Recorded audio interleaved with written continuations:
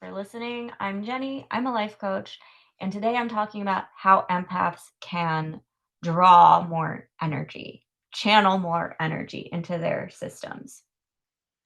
And so, one of the things that helps is to make a sacrifice. Sometimes we have to uh, clear out toxic things to make room for better things. But even sometimes we have to clear out good things to make room for even better things. To increase your life force, you very often have to trade something. Um, Recognizing that no one else is responsible for your life but you is really important. A lot of the times we attach ourselves to very wounded people and we do not allow ourselves to live fully because we are waiting for other people to heal. And so, another way to draw energy is to start embodying the idea that no one else is responsible for your life but you. Many people may be at fault for your pain and unhappiness, but no one is responsible for digging you out of that pain and unhappiness except yourself. Um, so instead of trying to hold other people accountable, you have to focus on what you can control.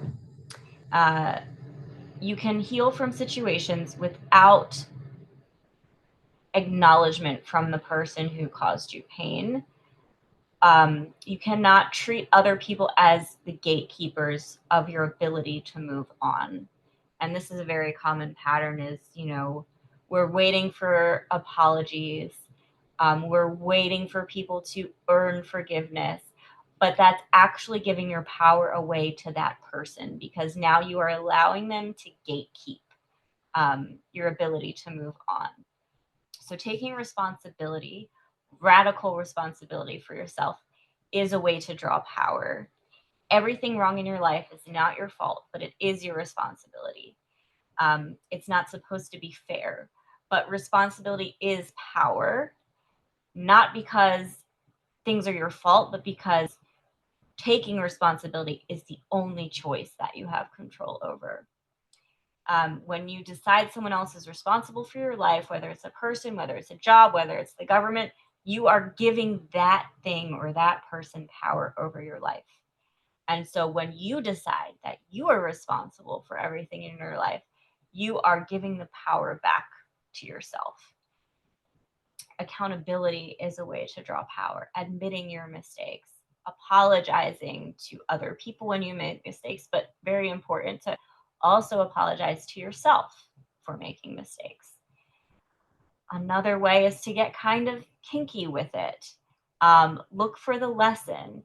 The universe will keep giving you the same lessons until you learn. The universe is kind of into BDSM, and there is no safe word, okay? I don't make the rules. I'm sorry. That's just how it goes. But the cheat code is to treat everything like a paradox. Get comfortable with discomfort. Um, when you look at problems as choices, this is what I mean by getting kinky, you kind of change the power dynamic. If you can't escape getting spanked by life, you can at least change the power dynamic by seeing it as a choice. Okay. I fucking love this crap. Okay. That is the energy we're talking about here. So now you're choosing the lesson instead of letting it choose you. And from that position, your lessons become easier to master.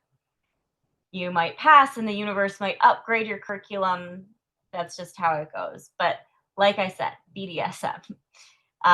Expecting everyone else to accommodate your triggers is a very disempowering way to live. Okay. I know of very highly sensitive people who, anytime they're triggered, they have to confront other people that triggered them. But are they getting triggered because that person did something triggering, or are they getting triggered because their unresolved trauma is getting activated? Okay, there's a difference, right? Maybe that person was rude. Maybe they deserve to be called out on it. Or maybe you're just assigning meaning to things aren't there because you have unresolved trauma. And so expecting other people to accommodate your unresolved trauma is a very disempowering way to live. Um, if you think your problems are caused by everyone else, that by default means that you are powerless to solve them. And this way of thinking is a choice. So during difficult times, ask yourself, what do I have to do to make this one of the best things that ever happens to me? Okay, if you're going through a very rough breakup, for example, what do you have to do to make that breakup one of the best things that ever happened to you? So, um, we really need to think about changing our choices. If we want different outcomes, we have to start making different choices. Um, a lot of empaths are very creative people. And the beautiful thing about being creative is that in writing and in art, you can create any world you want to. But in reality, you have to pick from what's available. Okay. A lot of a lot of people, especially those stuck in trauma, so there's no shame here. It's like there's a table in front of you and there's an apple and a pear on the table. Um, and the magical thinking brain is thinking, I want a banana. Where's my banana, right? There is no banana on the table. You have a choice between two fruits, none of them are a banana. So um, you really have to learn to start accepting reality for the way that it is. And sometimes it sucks, okay? And that's okay. Yeah, that's life. Sometimes life sucks, but you can't choose a banana when there isn't a banana in front of you. Um, so accepting the choices that are in front of you right now, not focusing on potential, is another way to draw more power. Radical acceptance and scope of control is another one. So you can't control other people. That's going to drain your energy trying to control other people. Serenity means focusing on what you can control and surrendering everything that you cannot control. And understanding the difference is an art. It's not always clear, it's not always easy, it's not always black and white. So it's a practice. It's a practice learning how to discern what do you have control over, what do you not have control over. It's a journey, okay? But takes intention, takes effort to get better at this. If you spend all your time um, worrying about, um, let's use a boat, if you use a boat metaphor. So if you're trying to steer a boat, right, you can steer to an extent, but it's also dependent on the wind. We're talking about a sailboat in this case. So if you spend all your time worrying about the wind, you're just going to waste the energy that you need to adjust the sails. Okay. So you can only steer where the wind is allowing you to steer. You can steer to an extent, but only where the wind allows you to go. And so it's this push pull kind of dance between learning what you have control over, surrendering what you do not have control over. Um, Usually, one of the only things that you have control over is your mind, very often. And everything has a positive and negative pole. So if you learned, empaths in many cases were hardwired, trained, raised to believe that everyone else's emotions were our responsibility. That's the negative pole. But if you learned that, it also means that you have a deep capacity for radical accountability, and that is the positive pole. So everything has a positive and negative pole. You are not responsible for other people's emotions, negative pole. You are responsible for your own accountability. That's the positive pole. So act where you have the power to act. The rest will drain you of the energy that you need to weather it. Um, there's no point in trying to control other people. You've probably experienced this yourself, where the more someone is trying to control you, the more defiant you become. Okay. And so the more controlling you're trying to be, the less control you actually have. We've seen and experienced this, with children, with partners, with parents, with teachers. And so the most controlling people very often end up with the least control, the least influence, the least respect. And humans are wired for autonomy and independence. And so any attempts to control another person are met with resistance. Another thing we can do to draw more energy is to we treat our needs like wants instead of the needs that they are. We really minimize our needs. And so another big part of drawing more energy is to be brutally honest with ourselves about what our needs are. We are highly sensitive. Um, we we do have, different needs than normal people, and we have to start accepting that instead of minimizing it. And that also comes with asking for what we want. We can't expect other people to read our minds. We have to start asking for what we want. Self trust will give you more power. Sleep, rest, just existing, daydreaming will give you more power. Creating will give you more power. There are so many ways to take really good care of yourself, to draw more power. Organic fabrics, natural fibers, um, wearing clothing that makes you feel good has a protective, empowering energy to it. Dressing the way that you want to dress, or wearing black. A lot of people wear black as like a protective, for some protective energy, right? So clothing is a big one. Music, movement, singing, dancing, drumming is a big one. Nature is a huge one. Nature, the elements, there is no greater force on earth than nature. So if you're spending time in nature, you're tapping into the greatest force on this planet. Connecting with the earth is how you tap into the universal web of power. But we go outside without even touching nature. We go outside with our shoes on. We don't actually touch anything with our skin. Um, and so somewhere along the line, as children, we were like touching bark, touching grass, picking up rocks. And then somewhere in growing up, we stopped doing those things. So skin to skin contact with the earth, uh, getting fresh air, breathing exercises, deep belly breathing, that diaphragmatic breathing, calms your nervous system. Water, swimming, cold water resets your nervous system. Drinking clean water.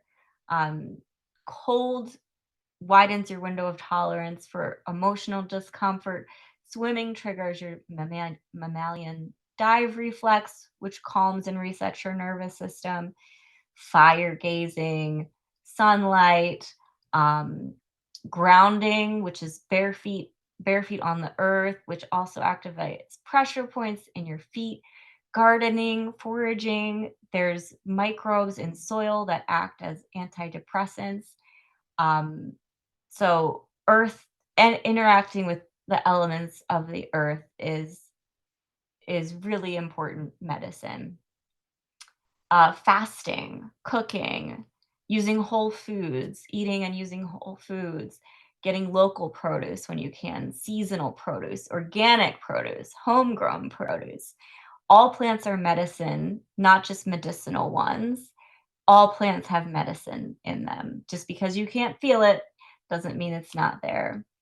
Being intentional, having presence, being really present in the moment, not worrying about the past or the future, decluttering, getting rid of things, clearing things out, and having a team, being vulnerable, asking for help.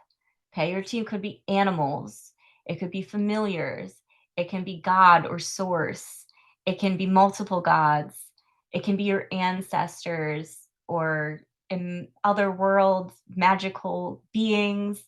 Um, and it can be real people in your community. It can be friends. It can be family. It can be therapists, coaches, clergy members, sponsors. The list goes on. But having a team to support you is also so empowering. Okay. Talking less and listening more. Stop over explaining. People appreciate directness when you can be direct, even when it's uncomfortable. Stop giving excuses, stop giving long explanations. Words are incantations. And so being very selective and very intentional with them matters. Slow down, be precise. When you argue less, you actually persuade more. Notice your tone of voice. Be calm, be neutral, um, and don't interrupt, don't talk over people. Persuasive people don't argue, they observe, they listen, and they ask questions. If you're talking to someone with really flawed thinking, it's way more effective to ask them questions about their flawed thinking and get them to see the dysfunction rather than just telling them directly. So, asking thought provoking questions, not caring about impressing people. The more you try to impress people, the less impressed they're going to be. Being brave. What no one tells you about bravery is that it feels like fear. Bravery is not the absence of fear. It's feeling the fear, feeling the doubt, the insecurity, and deciding that something else is more important. It's doing things even though you're scared, not waiting to act without fear. Reading is a great way to draw power because you can learn from amazing minds that you would never otherwise have access to. Um, Not waiting for permission, asking for forgiveness and not permission, or just giving yourself permission. A lot of the times, we feel like we don't have permission to do things when really the person that we need permission from is just ourselves. Um, Synchronizing your head and your heart's work, is a great way to draw more power. Getting all your inner parts, your inner children, your inner teenagers, your shadows to all agree, getting your head and your heart to agree, finding that inextricable neutral gray area and getting away from the black and white thinking, saying no, being assertive, not overscheduling yourself. And even your body posture can draw more power. There's a power stance where you just stand straight with your legs apart and your hand on your hips. Um, and that increases confidence, just standing confidently. Okay. So, lots of options for you. Don't be a perfectionist. Don't feel like you have to do all of them. Pick and choose what feels best to you. And so, your homework is to go make a mistake on purpose. Choose your mistake. I want you to start thinking about making mistakes on purpose, being experimental, choosing your mistakes intentionally. And so your homework is to go make a mistake on purpose. And that's all I have for today. Thanks for listening. If you want more, check out my website. The link's in the description. Thanks so much, everybody. Bye.